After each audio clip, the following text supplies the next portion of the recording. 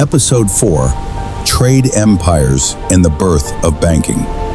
When control moved from armies to finance, the sound of waves, wooden ships cutting across open water, markets buzzing in distant ports. After the fall of the Roman Empire, Europe did not collapse into nothing. It reorganized. Power did not disappear, it moved. From roads to sea lanes, from legions to merchants, from territorial dominance to financial innovation. This is where modern economic power begins to take shape. Trade changes everything. Land empires rely on territory. Trade empires rely on connection. And connection multiplies influence without occupation. As Europe stabilized during the Middle Ages, commerce began expanding between Europe, the Middle East, North Africa, Asia. Spices, silk, gold, salt, textiles. Trade created wealth that did not require conquest. But trade across distance requires something critical: trust. And trust requires systems. The rise of Venice, power through commerce. In the Mediterranean, one city mastered this model: Venice. Venice was not a vast empire, it was a maritime republic, but it controlled key trade routes between Europe and the East. Instead of conquering massive land, Venice focused on naval dominance, trade agreements, financial coordination.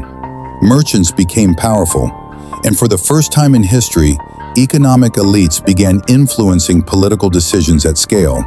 Commerce and governance merged. The invention of modern banking practices. Long-distance trade created a problem. Carrying gold across oceans is dangerous, so merchants created financial solutions: bills of exchange, credit letters, deposits, loans. Banks emerged as intermediaries. Money no longer needed to physically move for trade to occur. This was revolutionary. It allowed larger trade networks, lower transportation risk, faster economic expansion. Financial abstraction began, and with abstraction comes leverage. The Medici model. In Renaissance Italy, families like the Medici family expanded banking influence across Europe. They financed monarchs, wars, trade expeditions. Here is the critical shift. Kings once relied on taxation alone. Now they relied on loans. Debt became a tool of expansion, and lenders gained influence over rulers. The relationship between state and finance deepened. This is a structural transformation. The Dutch financial revolution. These bulbs are the finest. Centuries later, a small but powerful nation changed everything: the Netherlands. The Dutch did not dominate through land conquest. They dominated through shipping, trade networks, financial innovation. In 1602, they established the Dutch East India Company, often considered the world's first publicly traded corporation. And something historic happened. The first major stock exchange emerged in Amsterdam. Ownership became divisible. Investment became scalable. Risk became shared. Capital markets were born. This is not just economic history. This is the birth of modern capitalism. When finance outgrew territory, the Dutch model proved something powerful. You do not need the largest army to dominate. You need efficient capital markets, strong maritime logistics, trusted financial institutions. Trade networks can outperform territorial conquest. Wealth began concentrating in financial centers. Control moved from kings to investors. Influence moved from battlefields to markets. This is a turning point in world power dynamics. The cost of financial dominance. But financial systems are not immune to strain. Speculation grows. Debt increases. Risk expands. The Dutch experienced financial bubbles, including the famous tulip speculation surge. When finance expands faster than productive output, instability follows.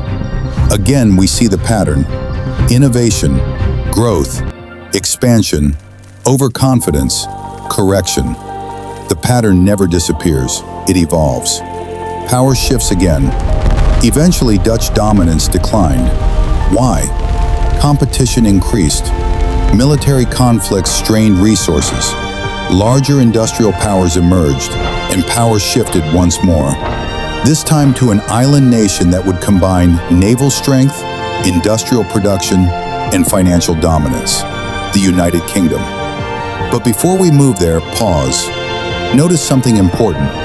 From Rome to Venice to the Dutch, the center of power kept changing. But one thing intensified: the role of finance.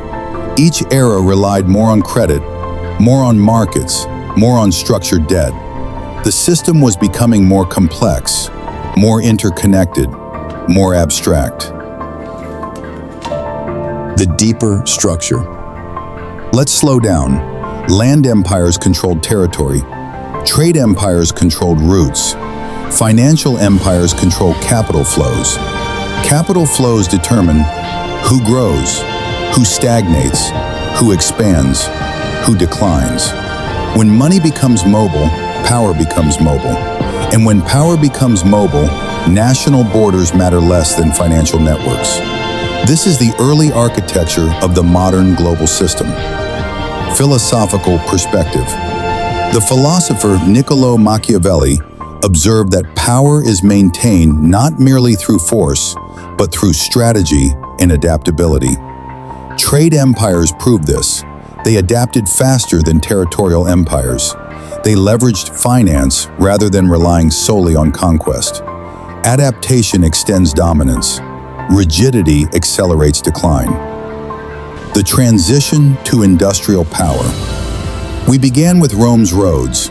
We moved to Venice's ports. We explored Dutch stock exchanges. Now something even bigger is coming. Machines, factories, coal, steel. In the next episode, we examine how the United Kingdom combined industrial revolution, naval supremacy, central banking, global trade, and created the most expansive empire the world had ever seen. Because once industry joins finance, global dominance reaches a new scale, and the pattern becomes even clearer.